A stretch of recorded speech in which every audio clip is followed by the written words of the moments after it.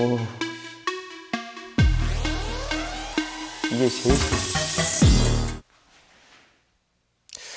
근데 이럴 거면 4세대를 사도 괜찮지 않았을까? IT도 패션이다. 일단 저의 첫 느낌을 말하자면 저는 11인치를 사용하던 사람으로서 지금도 이걸 가지고 있지만 그동안 이 제품은 사용은 안하고 이번 5세대 12.9인치 제품만 사용했습니다. 지금 이 11인치 제품은 먼지만 쌓였죠. 무튼 프로세서가 M1이라는 것도 용량이 2TB라는 것도 램이 16GB라는 것도 놀랍고 중요하지만 전 일단 이 화면 크기에서 제일 큰 체감이 되더라고요. 화면 크기가 아무래도 11인치와 다르게 압도적이었습니다. 저는 11인치를 만족하며 사용했고 아직도 많은 분들에게 추천드리지만 12.9인치를 사용하시는 분들이 아이패드 프로는 12.9인치다 라고 하는 것이 조금 이해가 가더라고요. 영상을 봐도 더 쾌적하고 그림을 그릴 때도 더 제대로 그려질 것 같고 거의 모든 작업을 할 때 화면이 작은 것보다는 큰 게 좋았습니다. 그런데 반대로 화면이 크기 때문에 느껴지는 그런 고충도 있었어요. 제가 누워서 영상을 보고 싶을 때 그리고 들고 다닐 때 이 무게 때문에 고충이 있더라고요. 앞서 올린 영상에서도 그랬다시피 이 매직 키보드의 무게가 생각보다 무거워서 이렇게 들고 다니면 맥북 에어보다도 무게가 무거워집니다. 때문에 가끔 제 맥북 프로와 함께 들고 다닐 때가 있는데 그때는 정말 이 가방이 축 늘어날 정도로 무겁습니다. 전혀 휴대성이라고는 볼 수가 없죠. 그렇기 때문에 더더욱 맥북의 기능을 이 아이패드에서 할 수 있었으면 더 좋았을 텐데요. 그건 안 되겠죠? 이 아이패드 OS로 말이죠. 무튼 다시 돌아와서 이런 단점 또한 크게 느껴졌기 때문에 화면이 크다고 마냥 좋은 건 아니구나, 활용성에 있어서는 11인치도 충분히 좋은 선택일 수 있겠구나, 이런 걸 느꼈습니다. 그리고 보통 저는 누워서 아이패드를 사용할 때 이 케이스를 벗겨가지고 아이패드로 영상을 보는데 11인치는 어느 정도 파지하게 해도 자세가 나오고 물론 오래되면 무겁지만 밤에 잠깐 버티면서 볼만 하거든요. 그런데 12.9인치는 이 무거운 케이스를 벗겨도 누워서 보기에는 여전히 무겁습니다. 누워서 이 12.9인치를 잘 사용하고 싶으신 분들은 거치대를 따로 구매하셔서 사용하시는 방법도 있으십니다만 무튼 간편함은 없습니다. 어찌됐든 저의 첫인상은 이와 같은 화면 크기에서 확 왔고, 그럼 세부적인 사용기를 말씀드리자면 저의 평소 사용 패턴은 그림, 필기, 영상 시청 끝입니다. 제가 이것들만 사용하기 위해서 이 12.9인치 2TB 제품을 구매했다고 하기에는 정말 말도 안 되게 가벼운 것들이죠. 당연히 저는 앞으로의 아이패드 프로는 좀 더 사용성이 다양해질 거라고 생각했기 때문에 이 16GB의 램을 가진 2TB로 구매를 한 건데요. 그래서 이번 WWDC도 많이 기다렸습니다. 그런데 다들 아시다시피 이번 발표 때 각 OS의 업그레이드 설명만 주로 해줬지 이 아이패드로 다른 작업을 하거나 할 거라는 그런 발표가 없었습니다. 그래서 많은 분들이 실망을 하셨고 저 역시도 매우 아쉬웠죠. 저는 아직까지도 애플이 이 아이패드에 좀 더 많은 지원을 해줄 거라고 생각을 하기 때문에 이 끈을 놓지 않았지만 당장을 생각한다면 저의 2TB 선택은 많이 아쉬운 선택이 된 것 같습니다. 그래서 저 역시도 이 존버 또는 이 128기가가 맞는 선택이었나 이런 생각이 들기도 하네요. 만일 발전된 어플 또는 프로그램들이 내년에 발표를 한다면 그때 가서 프로 6세대를 구매했어도 늦지 않았을 거니까요. 무튼 그런 점에서 개인적으로 많이 아쉬움이 남는 그런 발표였고요. 때문에 저는 좀 더 다양하게 사용을 해보고 싶었지만 지금 당장 거의 좀 한 달 좀 안되게 사용해보고 느낀 점을 말씀을 해드리겠습니다. 앞서 첫인상 중 크기에 가장 놀랐다고 했는데 그 때문인지 역시 미니 LED는 영상을 볼 때 큰 만족감을 줬습니다. 보통 FHD 또는 4K 등의 화질은 하드웨어 스펙과는 그렇게 크게 관련이 없는 그런 아웃풋의 결과이지만 영상을 볼 때 좀 더 선명하니까 아무래도 더 좋은 화질을 볼 수 있었습니다. 옆에 제품은 3세대 11인치 제품인데 이 제품은 LCD 제품이죠. 화질이야 뭐 어떤 기기든 영상을 출력하는 건 똑같지만 색 표현이 확실해질수록 정말 영상의 질이 올라가니까요. 미니 LED가 명부와 안부의 색을 더 확실히 잡아주니까 배우들 주름도 더 선명히 잘 보이는 것 같습니다.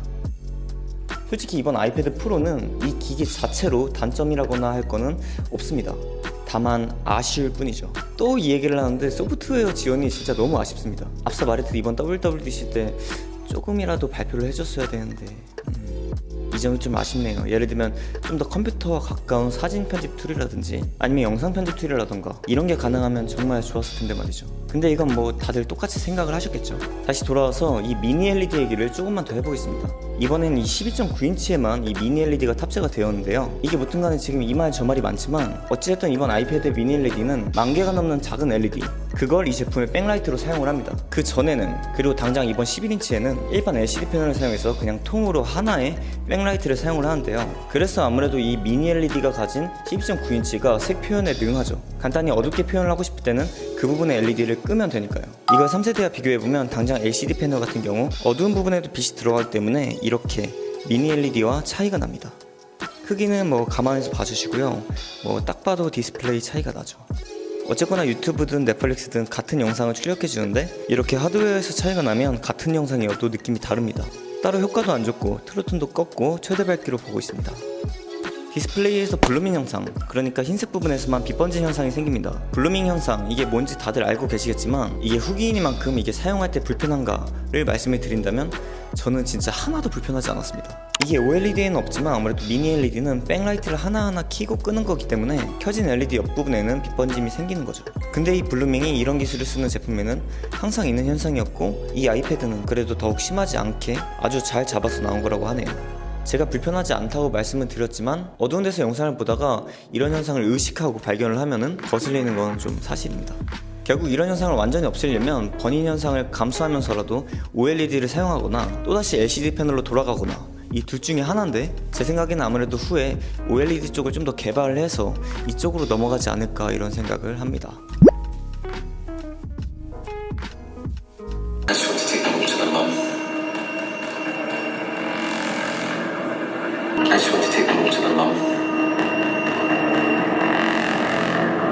이 성능 부분에서는 M1 칩셋이 워낙 검증된 이런 엄청난 칩셋이고 저도 맥북 에어에서 쓰면서 느낀 점으론 빨리 맥북 프로 16인치에도 애플 실리콘이 탑재된 제품으로 바꾸고 싶다 라는 생각이 들 정도로 좋았습니다. 근데 아이패드는 애초에 애플 실리콘인 A12G와 같은 그런 칩셋을 사용을 했고 그래서 그런지 뭐가 더 빨라졌다, 뭐가 더 스펙적으로 좋아졌다 막 그렇게 체감되게 느껴지는 점은 없더라고요. 이걸 정말 체감되게 느끼려면은 정말 무거운 프로그램에 돌려야지 느낄 텐데요. 아시다시피 지금 당장 아이패드에는 그런 무거운 프로그램들이 없다 봐도 무방합니다. 그나마 제가 가지고 있는 이 루마 퓨전을 사용을 해보면 이게 3세대임에도 내보내는 속도가 크게 차이가 없죠.